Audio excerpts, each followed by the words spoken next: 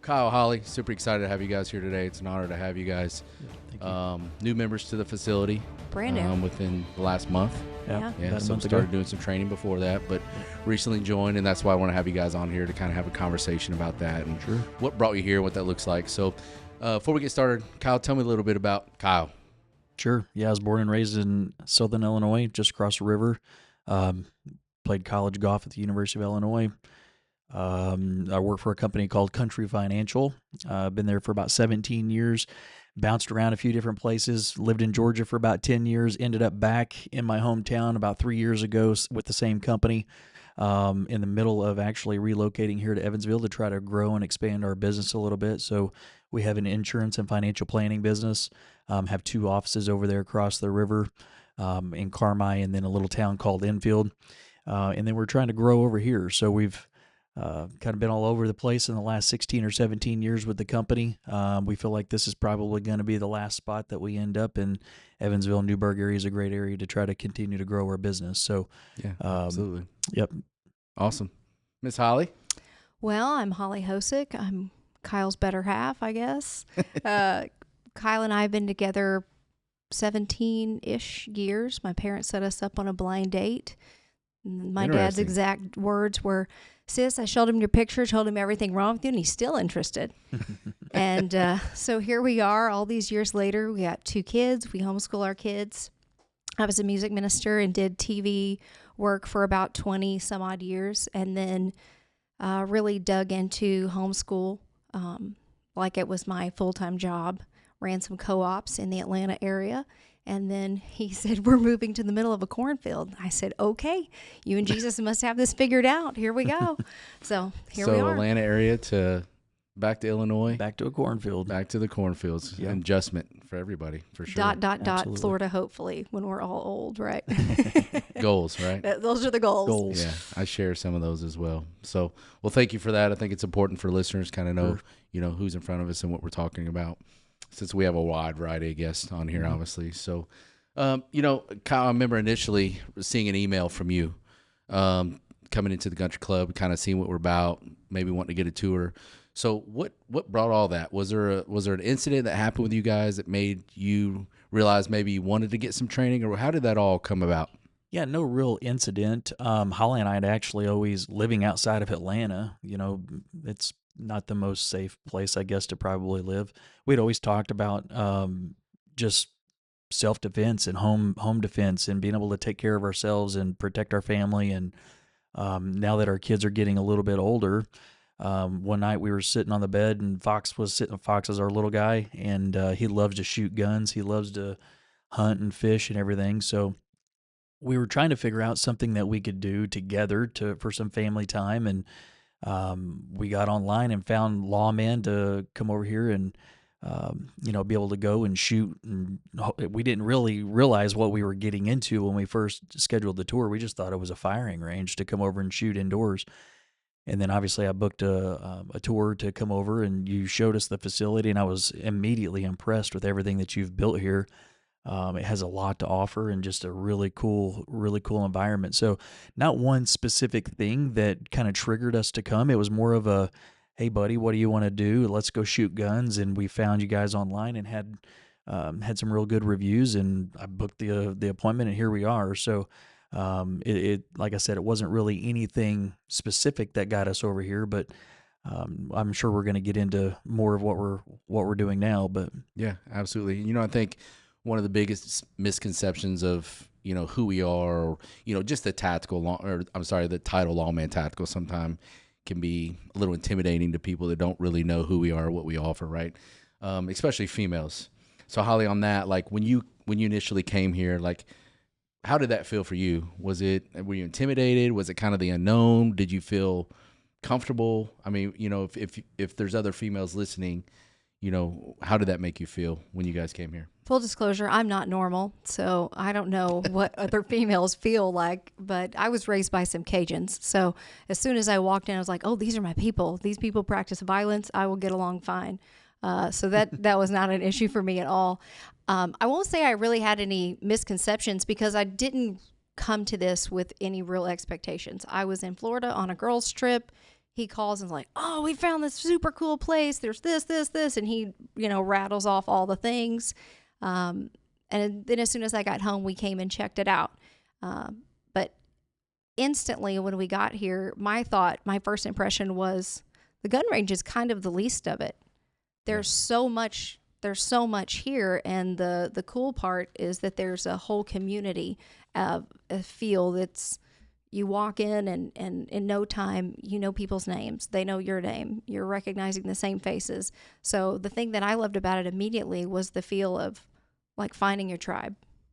Good. Well, that makes me happy because that's the goal here, right? It's not about a shooting range. It's not about a gym. It's not about all the training. It's this community that we want to build here, and make everybody feel like they can be part of that community, It's crazy. Sometimes I'm asked, well, somebody actually asked me this, do I have to be a Republican to come there? And I'm like, that's the problem. Absolutely not. Like, everybody's welcome, right?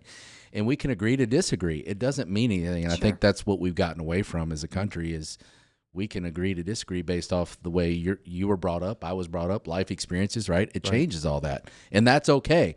That's the great thing about all the brave men and women that fight for that right. That's the great thing about this country. So absolutely. I'm definitely happy to hear that. So let's kind of walk into, the first training session. Sure. Unfortunately you got stuck with me. I apologize for that. But that first training session where we kind of went in the brief room, we started from ground up, right? Mm-hmm. How did you feel about that? I thought it was great. I think it was really good because we're doing it as a family, right? So it's Holly and I and the two kids. I think it was great to be able to go in and not necessarily just go in to shoot a gun, right? It's more than just going to the firing range and shooting a gun. It's, hey, here's how you hold the gun. Here's the safety things. Here's Fox. He's just turned 11 years old. Hey, but when you're handed a gun, the very first thing you do is you drop the mag and you clear it, right? Just the safety things that you shared with us immediately in the first 10 or 15 minutes. I think it opened his eyes. I think it opened Lyric, our daughter. It opened her eyes. And it's not just show up and shoot a gun, right? So I mean, we spent some time in there. You kind of set forth the safety precautions, I guess, and like, here are the things that are the non-negotiables. And then we went into the simulator room, which I think for the very first time, especially somebody that may not be comfortable shooting a gun, was a great way to kind of ease into it, right? You put the real life gun. I mean, it's a simulated gun, right? I mean, it's a full size. It feels like a regular gun, but you're not getting the recoil and the sound and whatnot. So I think it was great for training. It's kind of that first step. And even the people that are well trained in handling firearms and whatever, it's still not an all bad thing to get in there because you can get a lot of reps in. Yeah. Right. You're not spending hundreds of dollars on ammo, right? And you can have some fun with it. So I felt like the very first session was great, and then we eased in the second session we eased into the firing range. But I think to start it was wonderful. So good. What about you, Holly? I was a little hesitant at first because I thought, man, we are all over the map as a family. I have a daughter who's very smart, but zero excitement about wanting to shoot a gun. She's a dancer. She's a musical, creative type. This was not her thing at all. She loves archery. She's great with archery. And even just with us shooting guns around her whole life, she's never comfortable. She doesn't want to hear it. She doesn't want to pick up the gun. She doesn't want to participate. And when I knew that she was going to come in here, we have her on one side of the spectrum. Fox, my son, is trigger happy. He thinks if the whole world turned into Fortnite, that would be an improvement, right? Like, wonder where he gets that. I have no idea. Definitely Kyle's side. Oh my gosh, you can tell that Brian knows us here pretty well. Yes. So you've got Fox on the extreme opposite end of the spectrum, and then I don't mean this to sound like cocky or weird, but it's like Kyle and I have shot guns a bajillion times. I mean, I don't know all that much about how he grew up, but I grew up with a gun in my hand all the time. And we hunted, we fished, we cleaned deer, we did all the things. And it wasn't something that I was thinking, oh, I really need this too. I kept thinking this would be good. Maybe it'll slow Fox down and teach him what he doesn't know, and maybe it'll make Lyric more comfortable. But you immediately located each of us where we're at all over that spectrum, and everybody got something. Everybody walked away. Lyric immediately felt more confident because she didn't have the loud bang. She had, this composite gun in her hand, and she's shooting a light on a wall, right? Right. So she immediately felt confident. You bragged on her, and look, you did the best shot there, blah, blah, blah, and she was like, oh, maybe this is for me.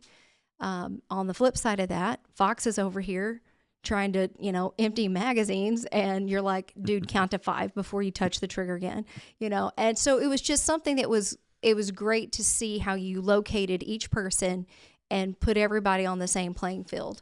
So good job. Yeah. Good job. Well, thank you. The simulator is a great tool, for new shooters. And then like we talked about, I mean, there's over 500 scenarios in there, everything from home invasions. I mean, that's a tool that we can use as we move forward. Mm-hmm. So definitely a big fan of that. So, another thing I want to touch base on is you guys are a little different as far as coming as a family. Not many people do that, and I applaud you for that. Typically it's just a husband or just a wife, but not training as a family. I know you said you were looking for something like as far as the family to do, but as we progress in this training, how do you think that's went? Well, the decision to do it as a family was something really important to me.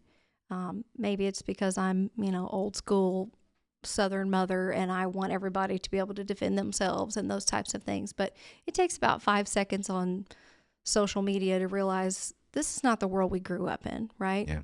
So the world that our kids are going to get married and become parents in is not the same place that I raised kids. It's certainly not the same place my parents raised kids.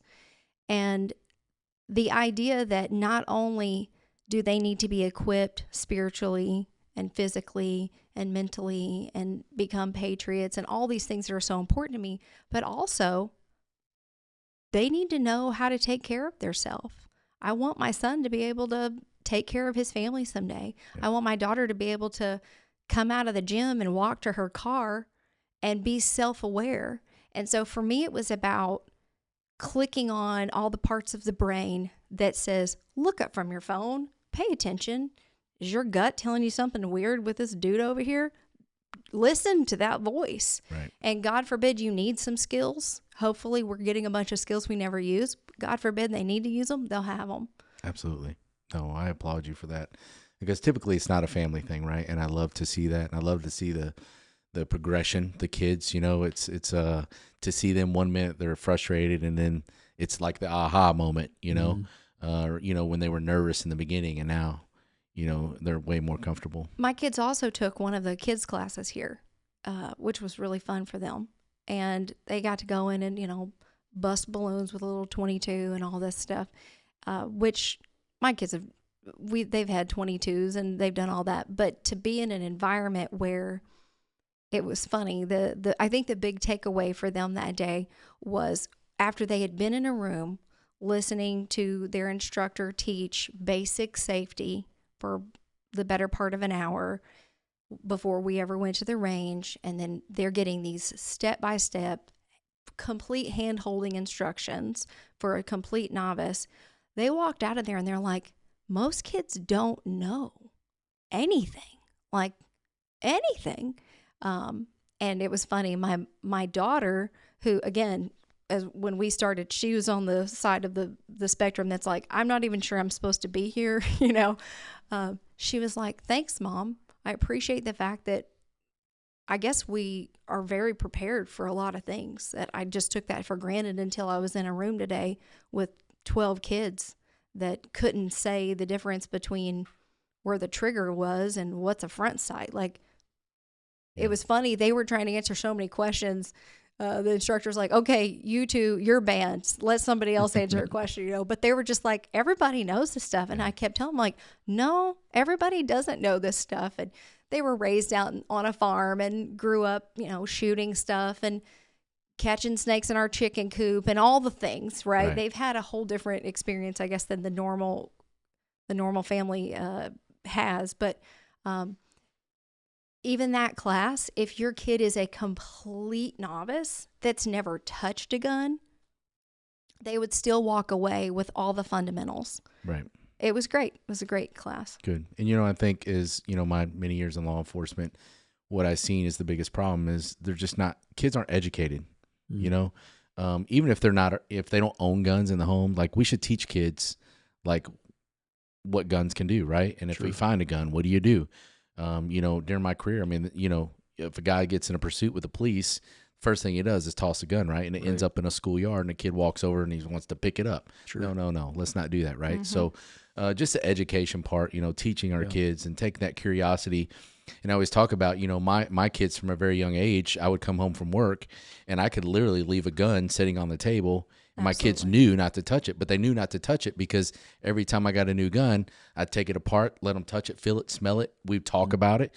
We'd take the curiosity instead of the typical dad, hey, I'm going to put this in a closet. Don't touch that, okay? Well, I was a boy, right? I'm going to go touch it because that's what we do, right? Yep. 100%. But taking that curiosity out of it and giving them that education, it could literally mean the difference between, absolutely life and death. Knowledge is power, right? I applaud you guys for doing that. And Thanks. I hope the goal is to get more kids and more parents in here. And, everybody said it's a gun problem, but it's a people problem. Absolutely. Well, the number one thing that I see our country needs for gun safety is people to know what to do with guns. Absolutely. I mean, we got a house full of guns. No one's ever been shot.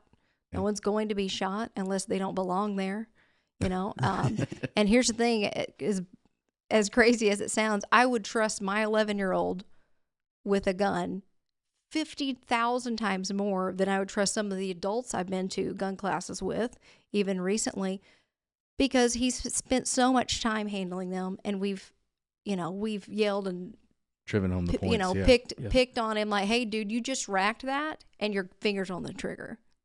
What's going to happen? All these little scenarios like that. We're all the time preaching to them. I think it's important, though. Yeah. So, we've did some training on the range, and then 2 weeks ago, you guys attended your first problem-solving course. Mm-hmm. And for those that don't know what that is, it's once a month we go off-site and we introduce different problems, using force-on-force, airsoft, simulations, all that stuff. Making people think through problems under stress. How was that for you, Kyle, the first time? Is that the first time you've been through something like that? That was the first time I had been through something like that. So tell us about that. What was that like that night for you? Well, I didn't really know what to expect. We were kind of nervous going into it, I guess, because you just we got the email that said wear a cup, Kyle was like, I'm not sure we should go to this. I'm like, I texted Brian. I'm like, dude, I don't even have one of these. Strap? I don't even know what's going on here. I'm like, that's all you, bro. The email like, said paintball mask, a jock strap. Yeah. I'm like, my goodness, what are we getting ourselves into everything here? but a hazmat suit. But no, it was awesome. No, we had so much fun. It's like you don't know what you don't know. Yeah. Right? And you think you know what you're going to do when you get into these situations, but man, you get in a situation where it's like, okay, the door's propped open. Someone's broke into the house. What do you do, right? And it's like, well, I think I know what I'm going to do. I'm going to go in there and I'm going to take care of the problem. And you open up the door and you get shot with an airsoft. And it's like, dang, right? You're dead. It's like, okay. So it starts making you think. And I think that's the whole point. And I've heard you say that many times is one of your main goals is to make you a thinker. Right. Right. And to be situationally aware, no different than when we were talking about with the kids. It's like, at some point, my daughter may end up in college. She may be walking through a parking garage at the mall or somewhere and be by herself. She needs to be situationally aware and understand what she needs to do and how to protect herself and to be aware of things and to be a thinker, right? And I think that's what those classes really did. And the more that we went through it, and obviously we had a big group that night, which was fine. I'd like to see the smaller group so we can have more, because the more you do it, the more comfortable you're going to get with it. Right. And the more you put yourself in that stress, it's like, okay, hey, I think I did okay there. Because looking back on it, the second scenario, the guy had broken in, he's in there in the living room rattling through stuff. After I got shot the first time going through the front door, I'm like really slowly inching my way through this house thinking he's self-induced stress. He's like hiding behind the door ready to shoot me. And I'm like, okay, the situation is the guy's broken into my house. right? He's probably there to steal a TV or whatever. My kids are upstairs. I need to get through the house and get in there and like take care of the problem, not be some slow moving guy that took 37 seconds to get from one room to the next. And then when Holly went through there, I think you said she just like flew through there. She was a tier 1 operator. Tier 1. Tier 1, bro. Tier 1. You know, and just looking back on it, she was looking for somebody to squeeze up. She was ready. She was solid. It doesn't surprise me that, because I'm just kind of the slow, methodical thinker. She's 4 steps ahead of everybody always. But when you put yourself in those situations, it's like, man, I don't know as much as I don't know how I would handle these things until you start doing it, right? And then once you start going through it in the simulation, time and time again, I think it's only going to get better and better and more comfortable. And then hopefully you never need it, right? But if you ever did find yourself in that situation, get it on your desktop, as our trainer likes to say. That's right. More information that's probably the most solid thing that I've ever heard. That's always stuck with me. You know, and from the trainer aspect, it's really interesting to watch students, like you go in your first 1 or 2 scenarios, and literally I'm watching your brain get stuck. Mm-hmm. Like you're just like, what is this? What do I do? How do I solve this problem? It's all foreign. The same that I would do in your world, right? I don't know that, you know. But the more you went through it, the quicker you started making those decisions, because your brain says, hey, I've seen this before. Sure. This is how I need to solve this problem. So again, I think that training is the most realistic you can get to a real situation. I honestly look forward to those. I wish you'd have those all the time, and I think you do through the winter. Mm-hmm. Obviously, you can share a little bit about that, but my goodness, that situation, just that self-induced stress to put yourself in that situation was really cool. It was something I'd never experienced. I look back on, I'm like, man, you sucked, right? That was terrible. But I know it's gonna get better. You weren't. I've seen a lot worse. Maybe it wasn't as bad. I mean, compared to Holly, maybe. But no, you did not suck. I mean, it's new. Girls are just good students. We just do what you say do.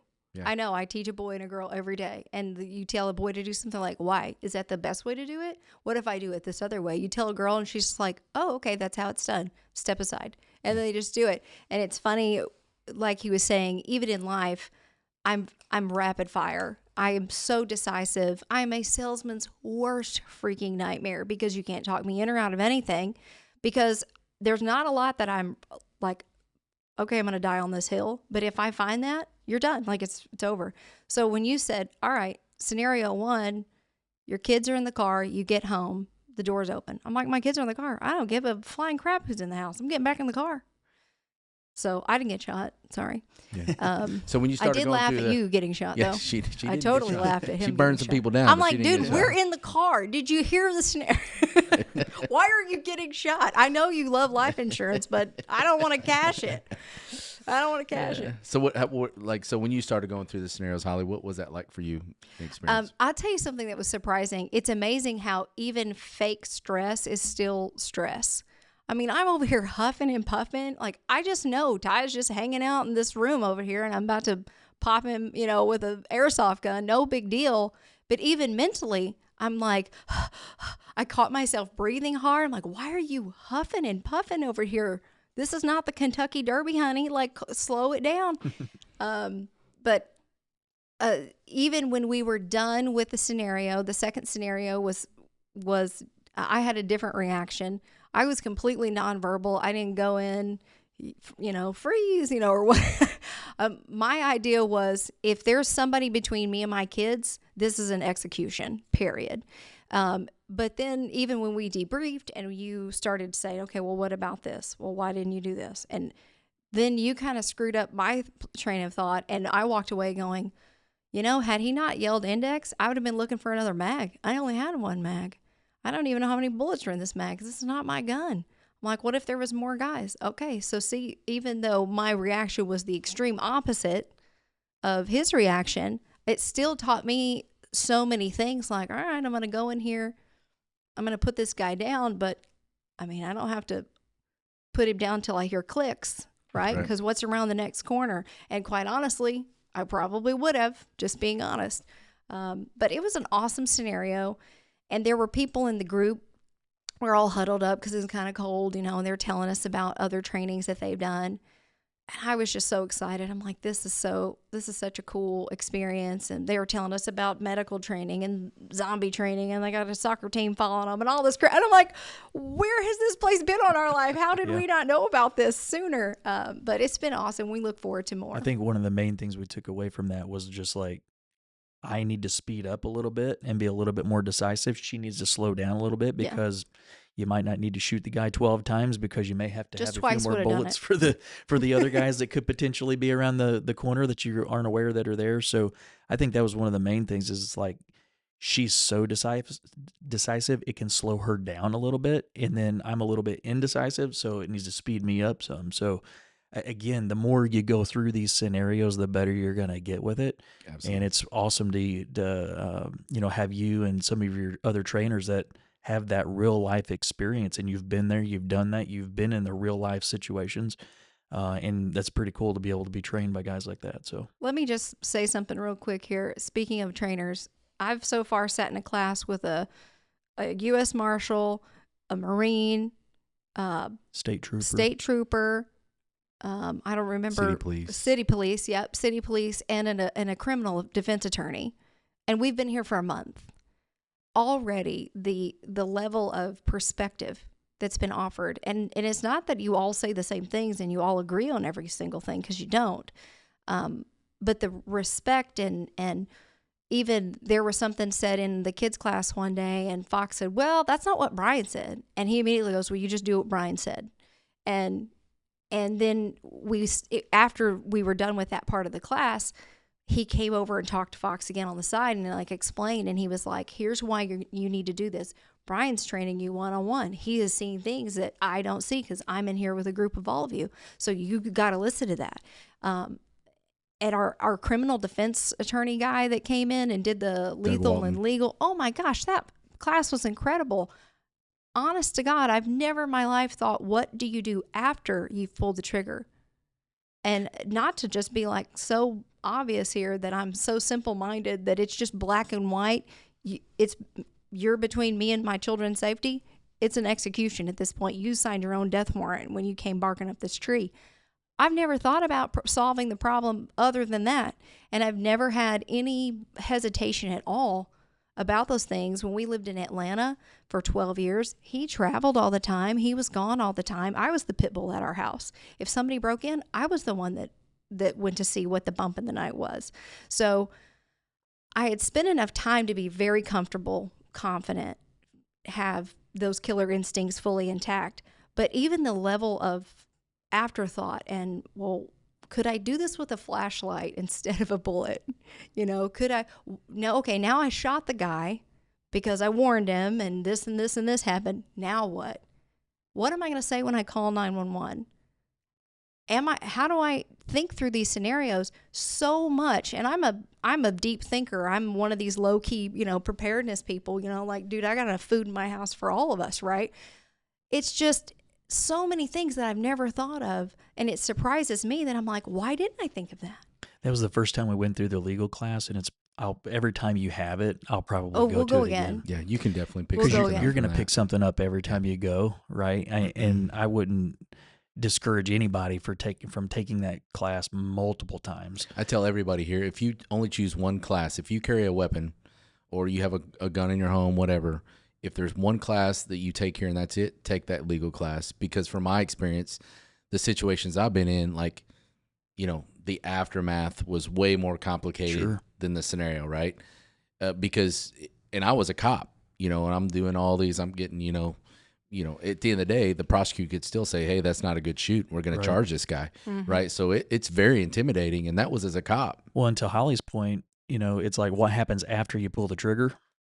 He shared with us a scenario, and I don't remember all of the specifics of it, but the guy was in the right to defend himself, and he still went to jail. Yeah, for 18 months. It took 18 months. So it's like, you in the spur of the moment, you hope that, again, you go back to the desktop, right? Your desktop computer that's on your mind. Well, like, what have you stored there, and what can you recall that quickly? And you hope that you've got enough information there that you can make a good decision. Right. At the end of the day, if it's a matter of defending myself or my wife or my kids, I'm going to shoot the guy, right? There's no questions. But at the end of the day, you want to make that right decision. And because there are going to be repercussions one way or the other, you're going to have to answer to what you did for your actions. So that legal class to me was really, really good. And I plan on taking that several more times just because, again, I'm sure there's going to be something else shared. There's going to be a different question that's asked, something that will, again, just that little bit of information you can try to store. So I really enjoyed that one for sure. Yeah. It's definitely a great class. And we do a lot of law enforcement training. And I speak from experience on this. Many times when I was in the middle of a chaotic situation, if I wouldn't have been very clear on what the law was, it would have slowed my decision making down, right?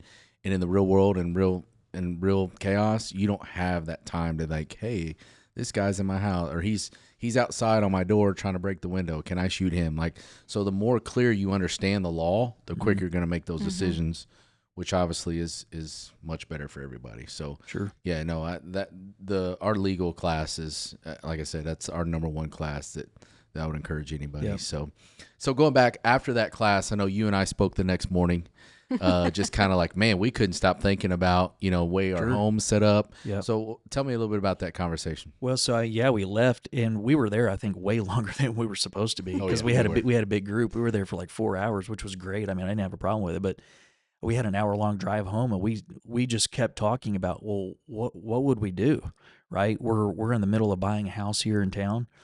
We were thinking about the new layout of the home, and it's like, okay, it's 2:00 in the morning. Someone breaks in the front door. What's our family's plan? And we're hoping that we can maybe devise our own plan and then run it by you or run it by a team of people and see how that stacks up. But, we started thinking about, well, the front door, that's where our daughter's bedroom's at. What's our plan for that? So it really just started making us think and thinking through these scenarios. No different than, you go into a restaurant, you don't sit with your back to the door. Right. I've noticed that about you a couple of times. It won't happen. I'll leave. You're not, at church, you're sitting in the back row, right? You want to be the first person there to take care of an issue if something happens.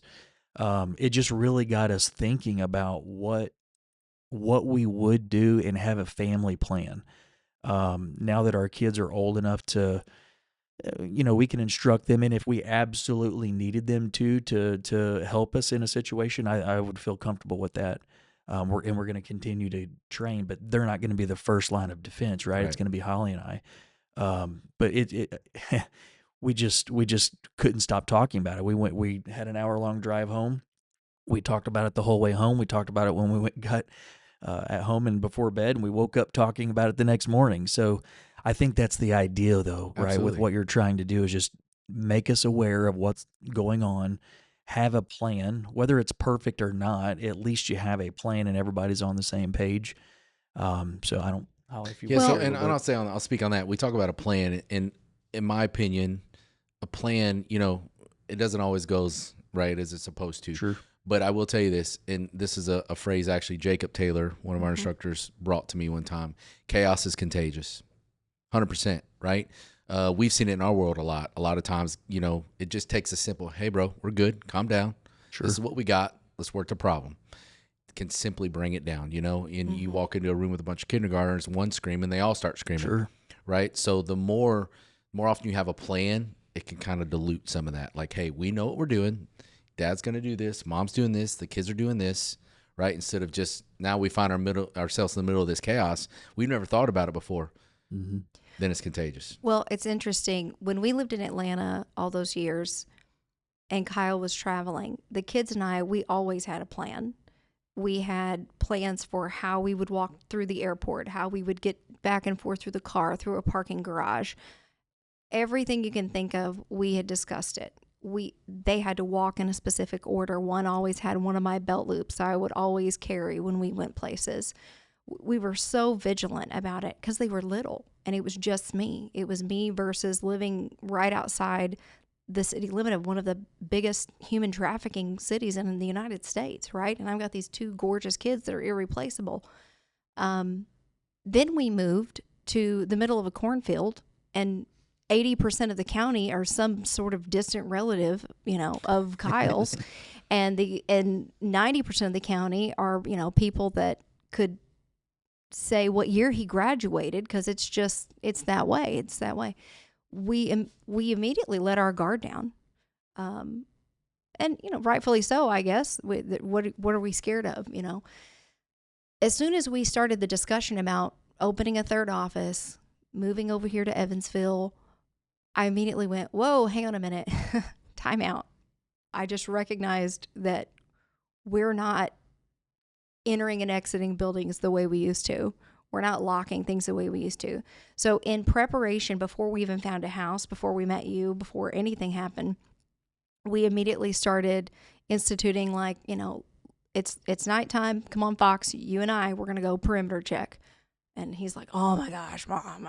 Yep, that's what we're doing. And we're going to do it right now because we got 57,000 doors in this 5,000 square foot house, and they're all glass. And we're going to go check every last one of them, and you're going to like it. And so I just didn't let him off the hook. And now it's funny, here we've just been doing that for a month, and we're trying to move over here. He's last night, Mom, did you perimeter check? Nobody, I didn't. I'm loading this dishwasher. That's on you, man. We've done it 50 times together. You go do it. So even those little small things, just small changes. When we were at the class doing the scenarios, we're out in the parking lot with the other instructor, and Kyle, his questions were just firing off. I ask questions for a living. Yeah. Right? So I'm like, he was asking a question, and before he could get that question out, he had already thought of 3 more questions. And so the other instructor, we're chatting, and he's like, even lighting things, keep the outside lit, keep the inside dark every night. You should know where these shadows are. You should set it up like this. If that door is always closed and that's how you want to sweep your house, then every night before you go to bed, you close this door.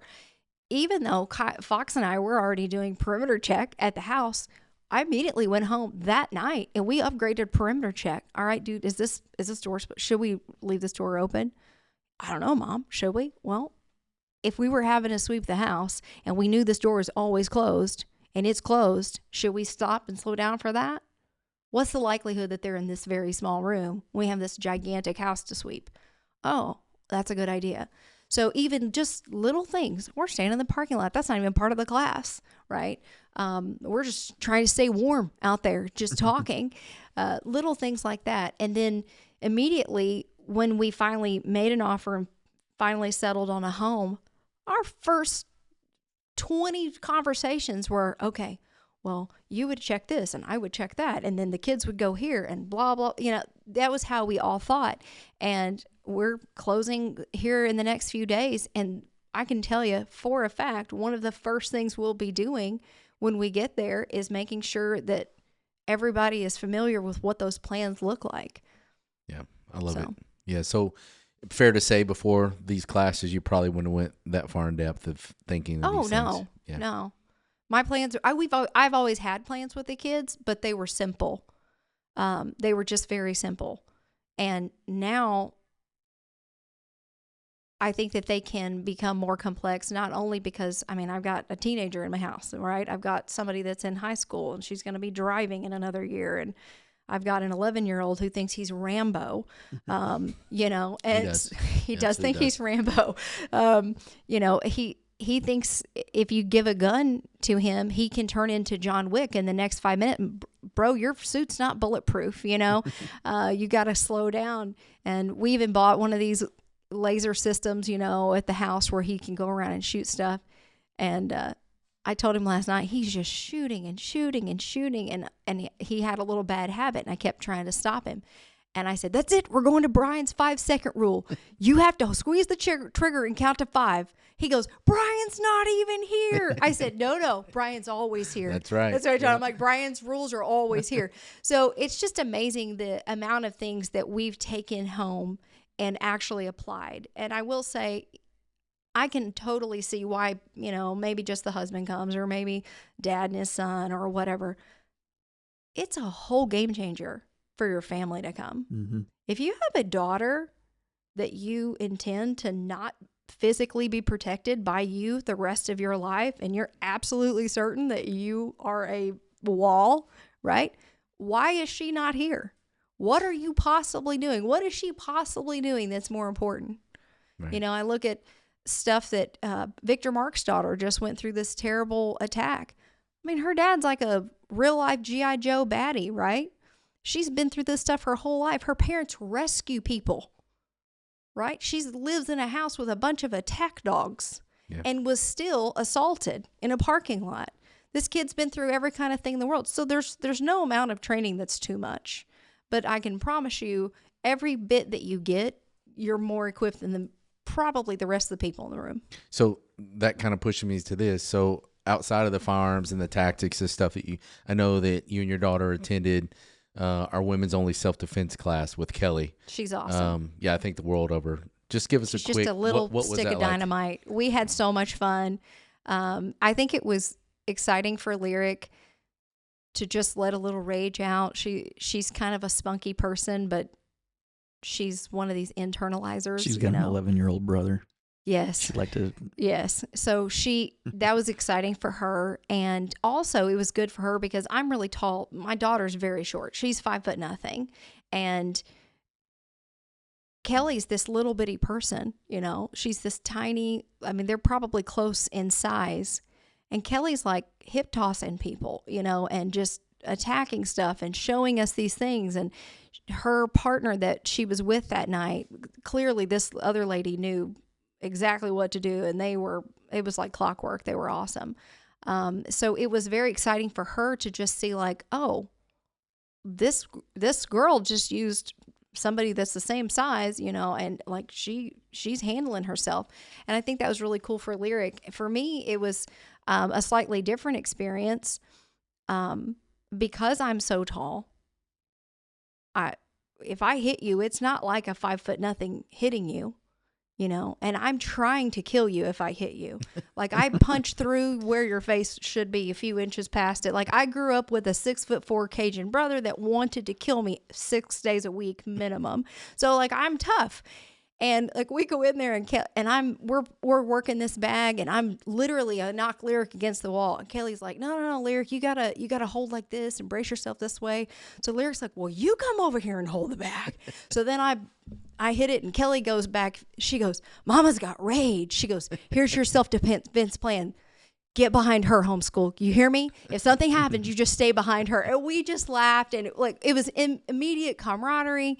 And Kelly was so sweet to work on little things with Lyric, and she broke it down on her level. Listen, if you're being attacked, you're up to this dude's chest. Look how little you are. You're my size. So you got to think up here. You got to protect yourself up here. Get those hands way up here, because if somebody's bringing a knife down on your head, it's coming from up here, honey. This ain't going to do it, So many things that I wouldn't think about, because if I walk up to a man, most likely I'm looking him in the eyeballs, right?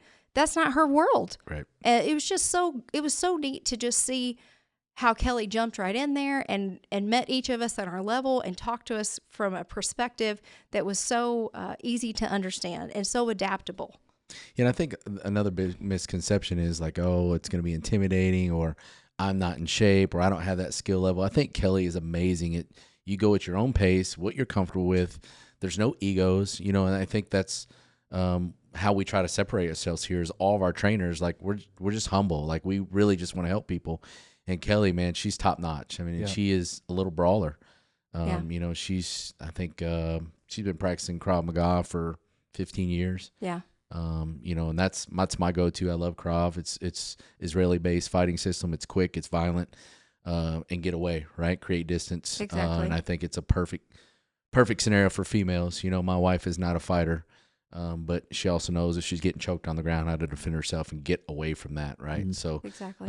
Huge fan of Kelly. I try to push as many females to her as possible. So I figured that was going to be your experience, but we loved it. Yeah, we loved it. We're going to be glad for it to not be a 2-hour drive to come to a class. So we'll be at all of them. So I know we kind of talked about just the culture and the environment, from being in the retail space to over in the Founders Lounge, to the training. How do you feel overall about the culture we have here? Man, I think the culture is very special. You can tell it's different. I booked the tour, and you're the one that came and gave me the tour, right? You're the owner of the building, right, and the facility. I think that speaks highly to, and I don't know if that's always the case or not, but that immediately had a good feel and an impact on me that, hey, man, the owner of this facility is the one that's giving us a tour. He's telling us his story. He's telling us why he did it and just sharing his experience through his facility, right? So, I mean, you got the live range, you got the gun shop, you've got the gym, you've got the dojo, the founders lounge with the speakeasy type feel, right? Where you can have a drink and a nice meal, which we're going to go get a steak here in a little bit. You got the 10-18 or the 10-8. I'm sorry, the 10-8 restaurant. So there's so much to offer here, and all of the people that we've met have been super, super nice, right? Like you said, there's no egos. It feels like a big family. People are really wanting to just help you learn and help you to be a better person. I get, you know what I mean? Just to be able to defend yourself and to be able to take care of yourself, and they want what's best for you. So I'd say it's a big family. This is what it's felt like so far for me. And I know we've only been, around for a month or two, but we're looking forward to continuing to get involved and to take more and more classes. And like I to me, it seems like a group of people that love God. They love their family. They love their country.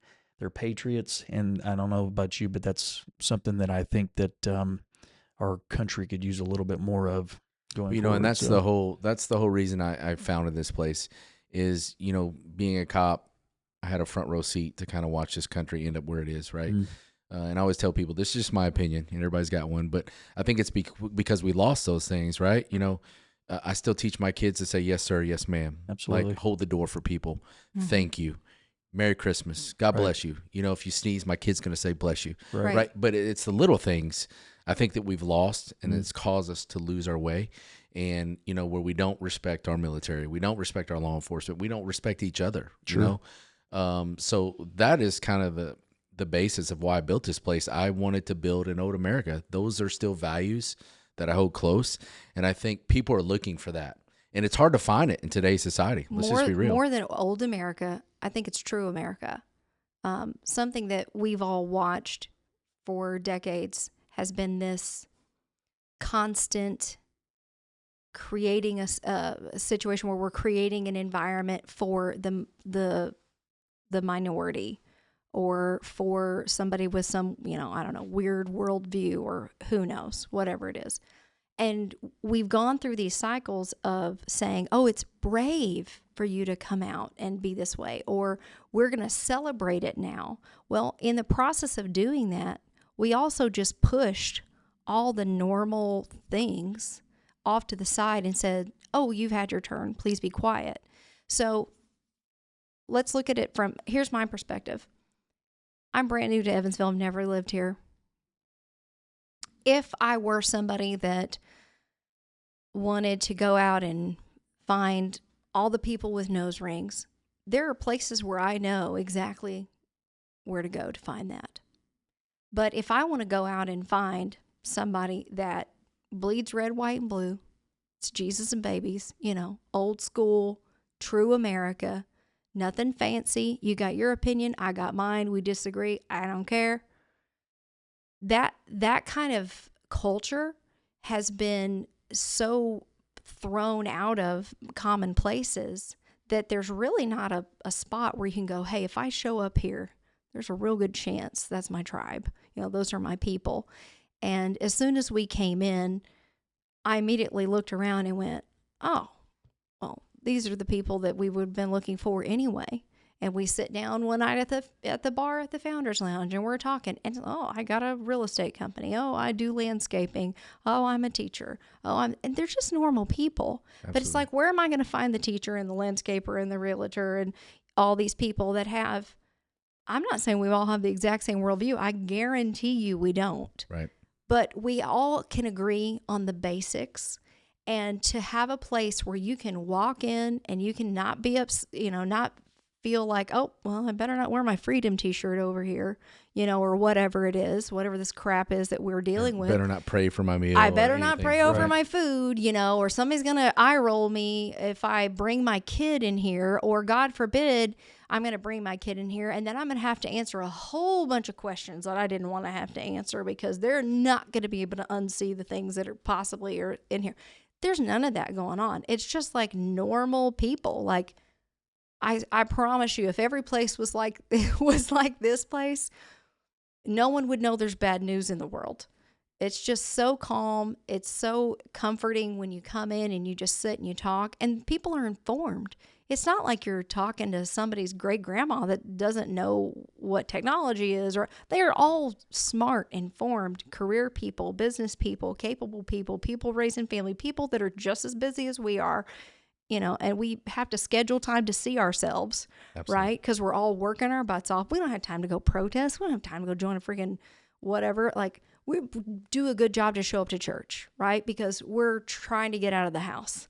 And to just be able to come in, hang out, meet people, and everybody's basically on the same page.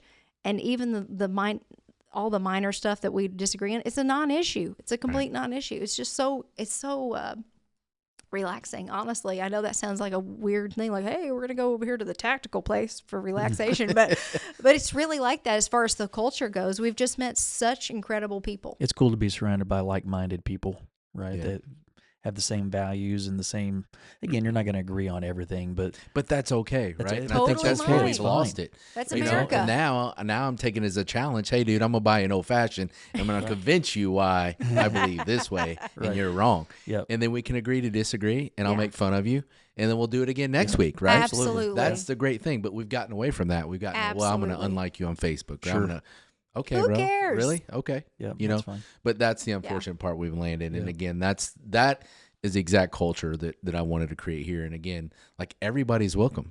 You know, I don't care what color Absolutely. you are. I don't care how you vote. I don't care any of that stuff. Sure. Like, come here. And you know what? And maybe I'm wrong. Maybe you can open my mind to something I'm not seeing. Sure. Like, we all can learn something from each other. No Absolutely. doubt. One So- thing that, and I don't know where we're going with the conversation here exactly, but one of the things that's always impressed me with you, just the little bit that I've spent around you and the time that I've been with you and gotten to know you, is your mind is always going, right? You're on to the next thing. I'm always thinking. It's like there's so many things to offer here, and I know that it's probably only going to get better, right? The facility's only going to continue to improve. You're going to continue to add more things. You're going to bring on other great people on your team, and it's only going to get better. But it's inspiring to see the American dream at work, right? To Yeah. see people that just say, hey, I wasn't born with anything special, but I get up and I'm going to outwork you, and I know if I get up in the early morning hours, thank you, menopause, it'll be 4:00 in the morning and I'm up, I can't sleep. I'm like, Brian's probably eating rice cakes, working out at the 1:30 this gym morning, I was at it. 1:30, Yeah, my 1:30. gosh. So I had you beat. Yeah. I was eating dinner by 4:30, Holly. Oh my gosh. It's incredible. At bedtime. It's such a humbling. It's always so humbling to hear about your schedule, Yeah, but it's you're, not by choice you're an always. incredible person, Well, and yeah. I know you're not one to want to be bragged on, and that's not the point of us doing this. But I'm just going to tell you, I'm an excellent people reader. I've spent my life. I'm the granddaughter of an Illinois politician. Okay, so I've seen some stuff, and I grew up in ministry. I've done ministry in 6 states for 20 some odd years. See some stuff So there. I've seen Yes. some stuff, right? And throughout that process, I've been very blessed for God to just give me real good discernment about things. And I stay sensitive to that. And as soon as we met you immediately, and not just you, but the people you've surrounded yourself with, the little circle here, I was like, these are good people.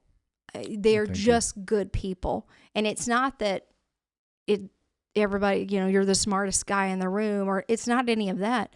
It's like you're so hardworking and you're just a legit, non-phony person, and you attract that. The Bible says a man's known by the company he keeps.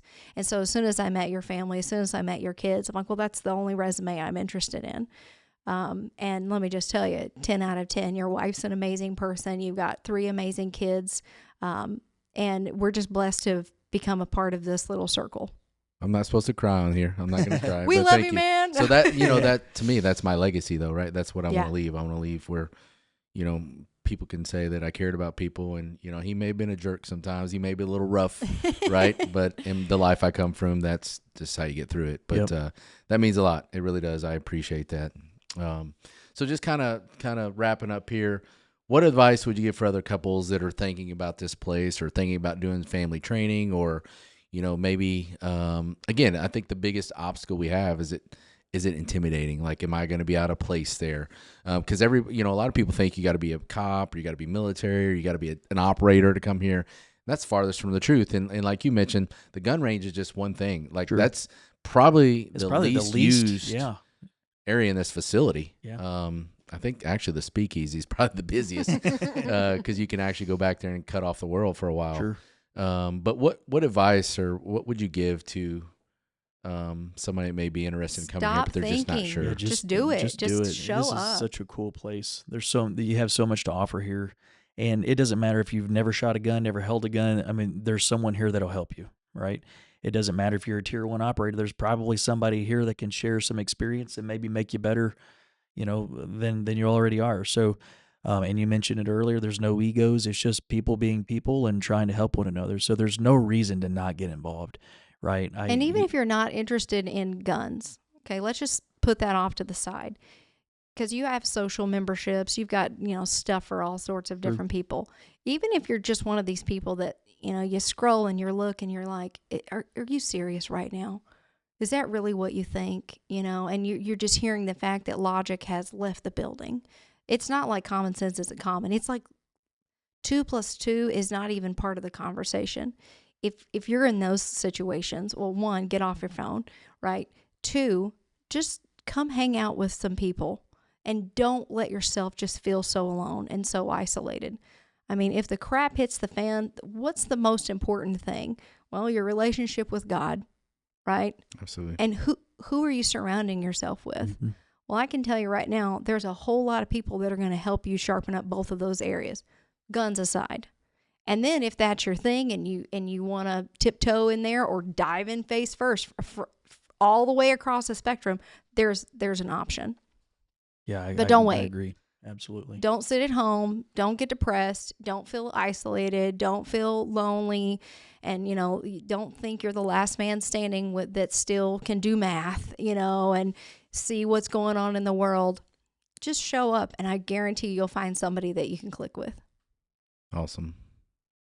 Well, I really appreciate you guys for coming on and telling your story. And again, just kind of want to show a wide variety here, right, of not only what our club offers. It's not really about that, but it's just the environment. I think that attracts more people than, there's ranges, there's gyms, there's dojos, there's restaurants. But I think it's the environment. And I always tell people, you mentioned it, you could probably go in the lounge right now and see people you've never met, but I bet you there's about a 90% chance you share the same moral compass. Mm-hmm. And again, you may not agree on everything. Sure. And I don't care. Like I said, Nobody I don't care cares. who you, right? But again, that's a great thing about it. So Absolutely. I definitely appreciate you guys. I'm looking Thanks for having for us. not only to training with you, but a personal relationship with you guys. And you guys are very special people, and I'm definitely honored to have you here. Yep. So we appreciate thank it. you guys. Yep. I appreciate your time. Thanks.